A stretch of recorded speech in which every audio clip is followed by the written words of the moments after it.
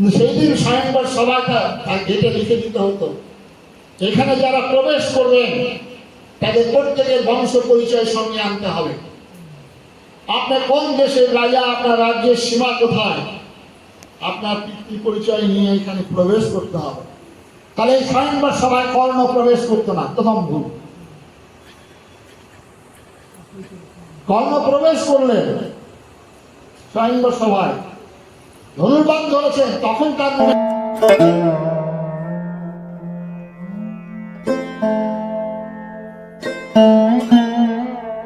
এরকম আরতির ভিডিও আমি প্রত্যেক মুহূর্তে নিয়ে আসি আপনাদের জন্য। এখনও অনেকেই আছেন যারা সাবস্ক্রাইব করেনি চ্যানেলটি, একটু প্লিজ তাড়াতাড়ি সাবস্ক্রাইব করে দিন, হ্যাঁ, যাতে আরও ভিডিও আপনাদের জন্য নিয়ে আসতে পারি। সঙ্গে থাকুন।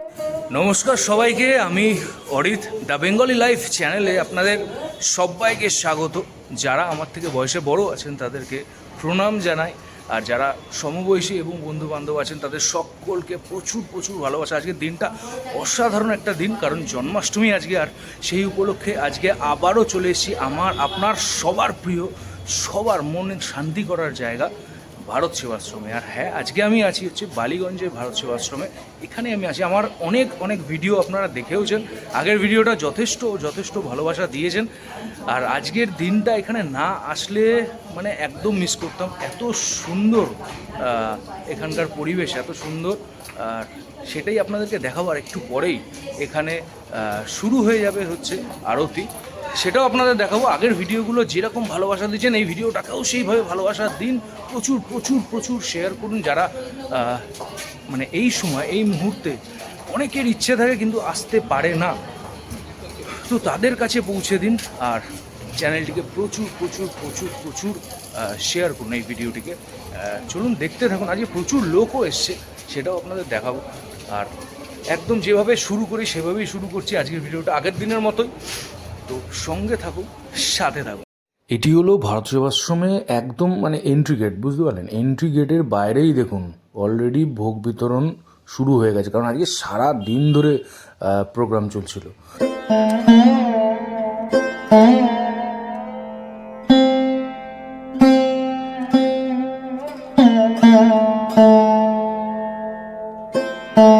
বাইরেও ভোগ বিতরণ চলছে, ভিতরেও প্রসাদ বিতরণ চলছে।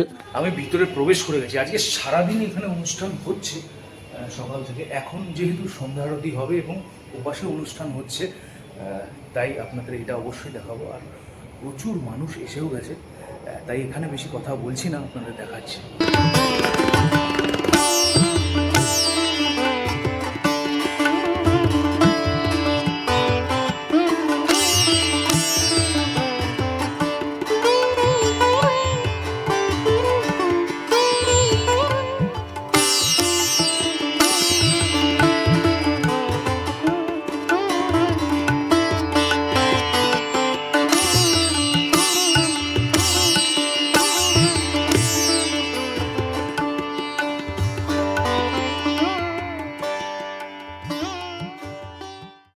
আজ যেহেতু জন্মাষ্টমী, আর জন্মাষ্টমী মানেই বৃষ্টি হবে, তাই মানে আমি যা মানে ভিতরে ঢোকার পরে যে শুরু হয়েছে বৃষ্টিটা, এর জন্য মানে বেঁচে গেছি, না হলে পুরো ভিজে যেতাম।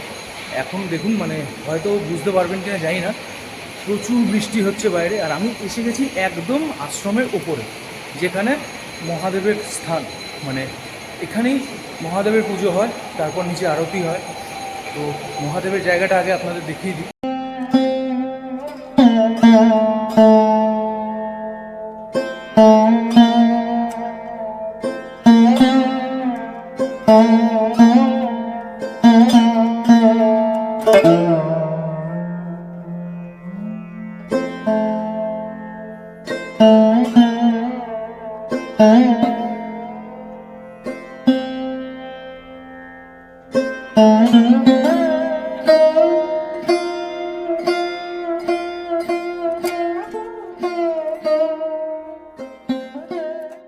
তো এবার নিচে যাচ্ছি, নিচে বেশি কথা বলা যাবে না, প্রচুর লোক হয়েছে এবং সমস্ত ওখানে এরপর কৃষ্ণ পুজো হয়তো হবে রাতের দিকে, তখন অতক্ষণ থাকতে পারবো না, নাহলে ওটাও আপনাদের দেখাতাম। কি সুন্দর সাজিয়েছে দেখবেন, চলুন।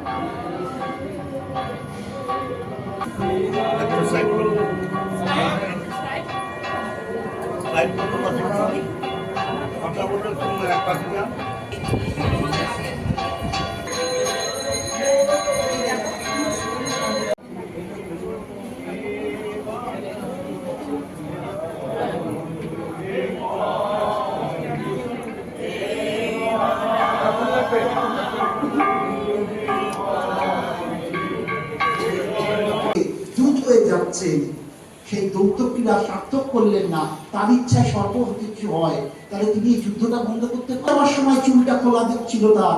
তিনি প্রতিজ্ঞা করেছিলেন যে আমি দুঃশাসনের বুকে রক্ত না দিয়ে এই চুল বাঁধবো না। ভগবান অসন্তুষ্ট হয়ে রাজসভা ছেড়েছিলেন, অন্ধ রাজা তোমার সর্বনাশ সেই দিন হয়েছে। তাই তসমিন তুষ্টে জগৎ তুষ্ট, তুমিতে ব্রহ্মাণ্ড জগৎ। তুমি যদি তুষ্ট হও সবকিছু হবে, তাই তাকে তুষ্ট করার জন্য সবকিছু যায় না। কিন্তু এত কাণ্ড করেছে, কোথায় গরু চুরি হচ্ছে, দুর্যোধন গরু চুরি করলো বিরাট রাজ্যে, তিনি ফৌজ নিয়ে চলে গেলেন, এটা তার কাজ। তিনি কর্তব্য করেছেন, কারণ প্রতিজ্ঞা করেছিলেন সিংহাসনে যে বসেছে তাকে আমি বাবা হিসেবে দেখবো, আমাকে তাহলে দায়বদ্ধতায় তিনি অপর পক্ষে যুদ্ধ করলেন। কিন্তু বললেন মন আমি কখনো দিইনি, মন গোবিন্দ আমি তোমার জন্যই রেখেছি।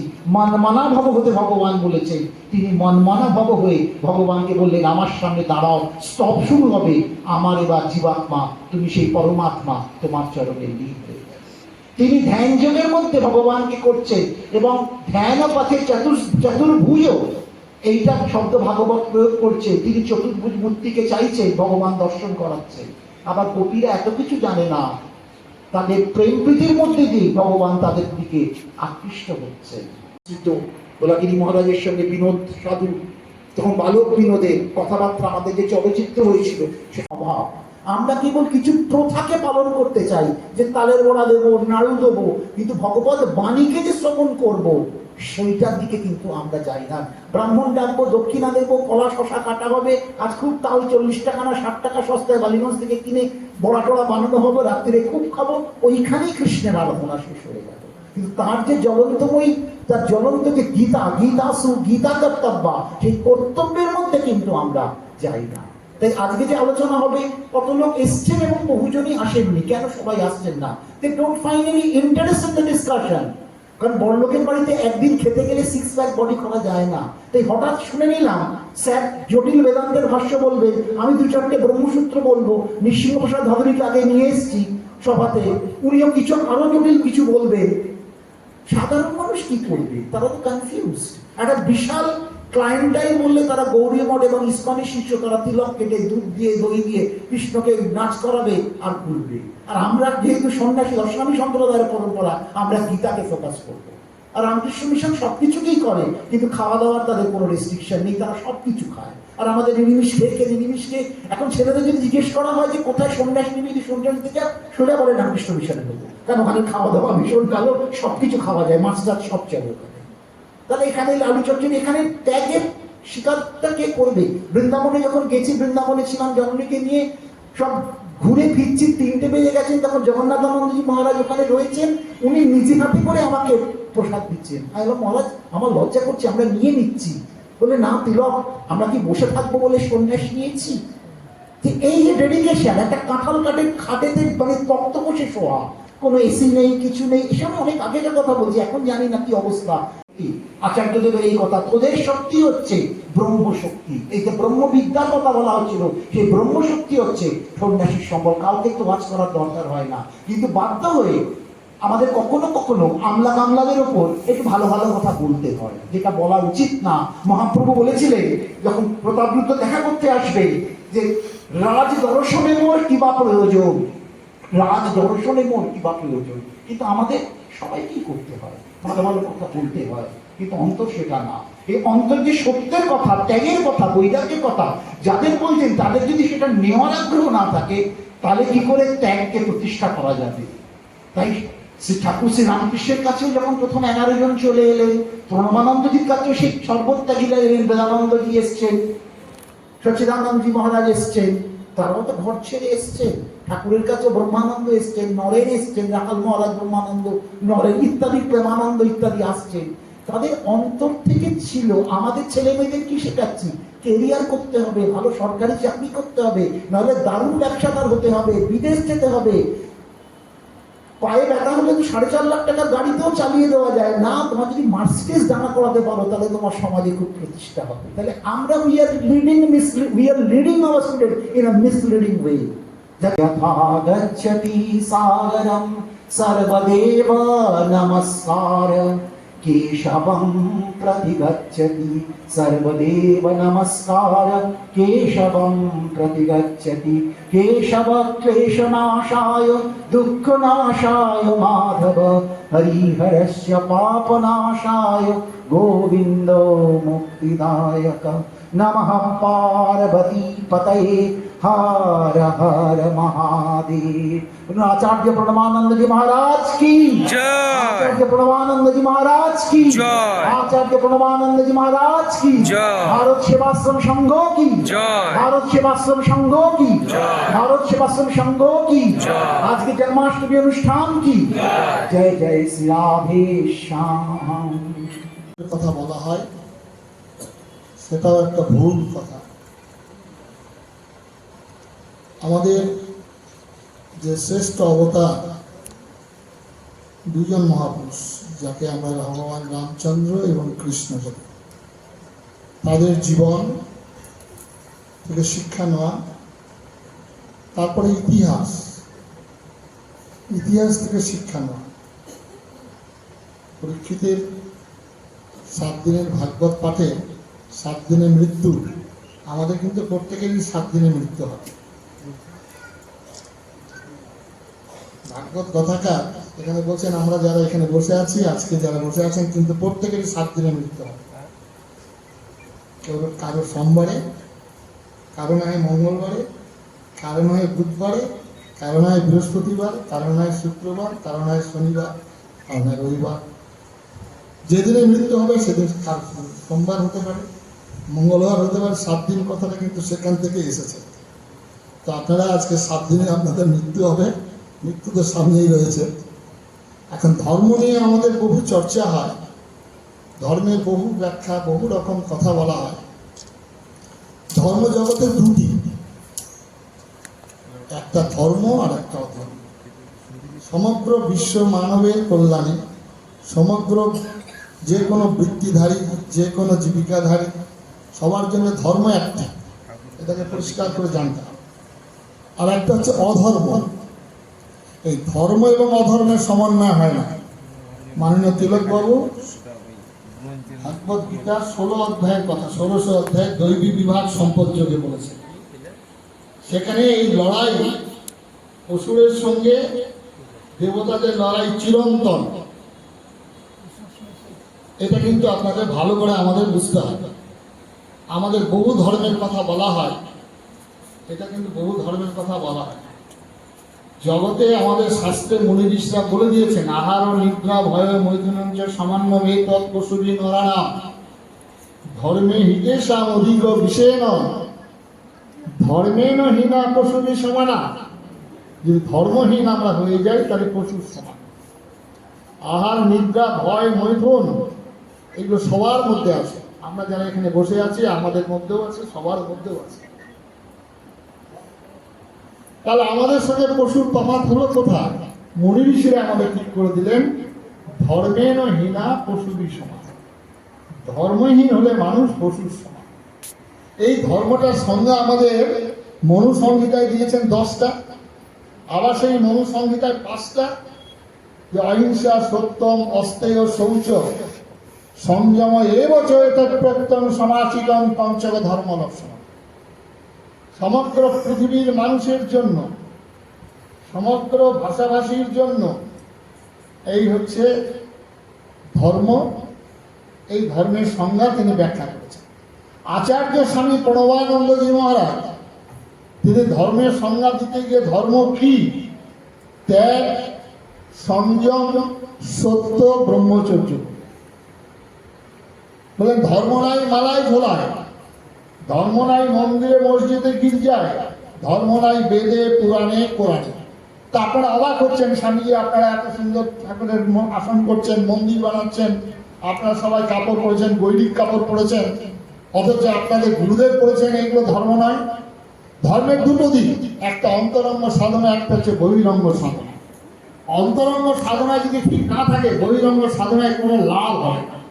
আমি লাল টাকটকে কাপড় পরলাম, অনেকগুলো গলায় মালা দিলাম, আমি মাটিতে মাথা টুকে কালো করে দিলাম, নাতির পায়জামার ঠাকুর দাদার পাঞ্জাবি করে উদ্বোস করলাম, আর আমার মধ্যে যদি ত্যাগ না থাকে, আমার মধ্যে সংযম না থাকে, আমার মধ্যে সত্য না থাকে, তাহলে আমি ধর্মের মধ্যে প্রবেশ করতে পারব।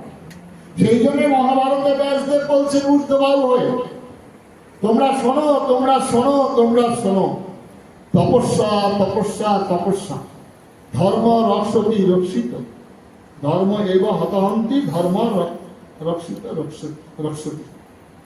তুমি ধর্মকে রক্ষা করলে ধর্ম তোমাকে রক্ষা করবে, ধর্মকে ত্যাগ করলে তোমাকে ধর্ম ত্যাগ করবে। এটাই শেষ কথা মহাভারতে ব্যাসদেবের কথা। তাহলে সুতরাং আমাদের এইবারে ধর্ম এবং অধর্ম এই লড়াই চিরন্তন, আজকের নয়। এটা আমরা দেখেছি রাবণের সঙ্গে, রামায়ণে ভগবান রামচন্দ্রের সঙ্গে রামচন্দ্র বনবাসে যাচ্ছেন, পিতার সত্য রক্ষা করছেন, রামচন্দ্রের সঙ্গে সীতা যাচ্ছেন, লক্ষ্মণ যাচ্ছেন। এটা হচ্ছে হিন্দু, এটা হচ্ছে হিন্দু কর্তব্য পালন করছেন। রামচন্দ্র যখন মা সীতাকে চুরি করে নিয়ে গেছেন, রাবণের সঙ্গে যেন লড়াই করছেন, নিজের তীর ধরেছেন, একের পর এক বাণ হেনে রাবণকে সব অংশে নিধন করছেন। এটা হচ্ছে হিন্দুত্ব, এটা মনে রাখতে হবে। ভগবান কৃষ্ণ তিনি 100 বার ক্ষমা করছেন। ভগবান কৃষ্ণ লীলার কথা বলছেন।